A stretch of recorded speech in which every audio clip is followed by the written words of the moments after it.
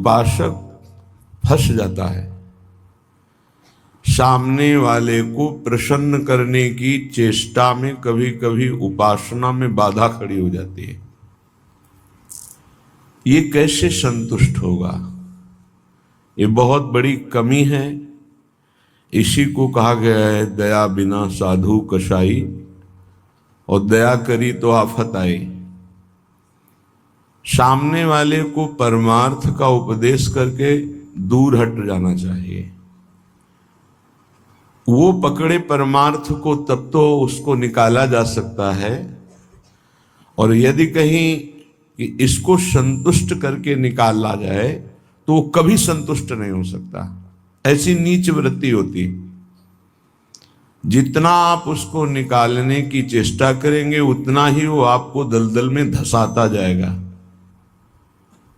ये प्रकृति का सिद्धांत है, इसलिए उपासक को निरपेक्ष रहना चाहिए, किसी की अपेक्षा नहीं रखनी चाहिए।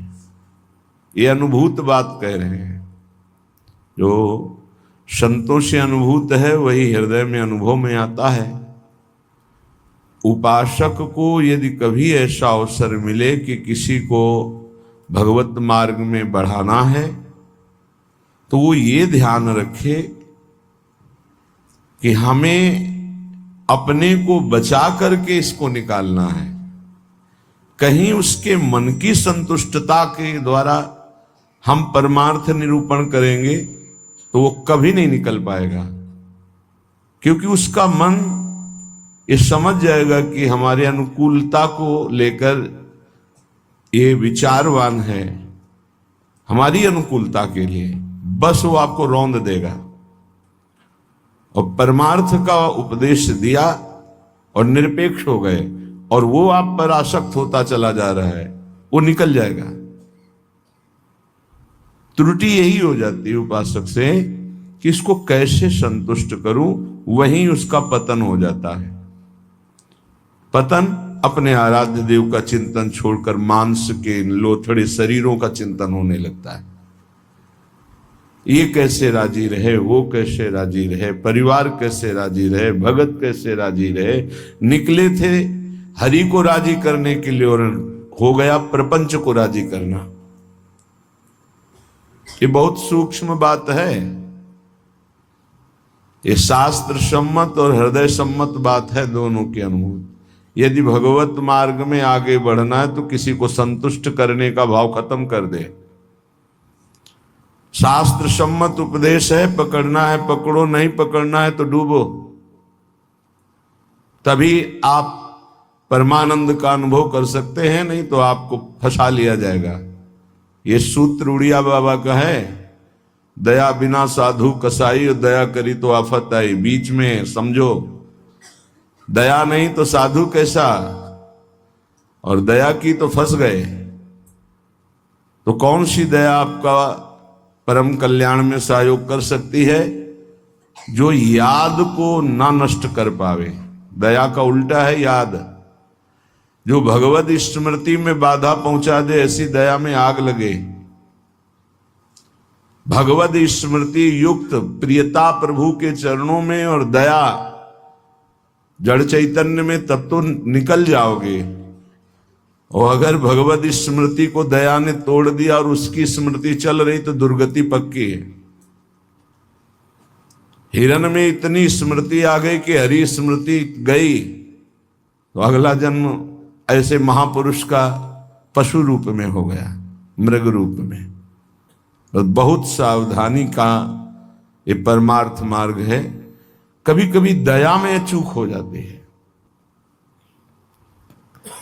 ये दया बहुत बड़ी दैवी संपदा है, कोई साधारण नहीं है। महापुरुष अपने कल्याण की बात ना देखते हुए सामने वाले का कैसे मंगल हो, इस बात पर विचार युक्त रहते हैं।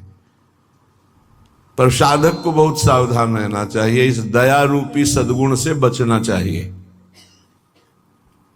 ध्यान से इसको पकड़ लीजिए।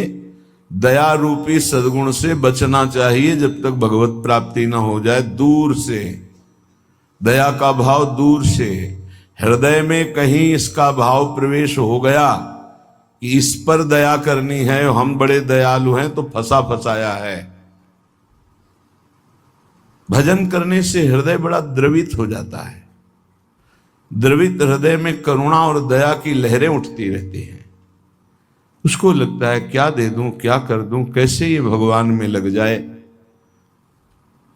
अच्छी बात है, पर व्यवहार में ये तुम्हारी बात कोई जान गया कि तुम इतने दयालु हो तो दुरुपयोग कर देगा, तुम्हारी इस दया का दुरुपयोग हो जाएगा। बहुत अच्छे से इसको समझ के बोल रहे हैं।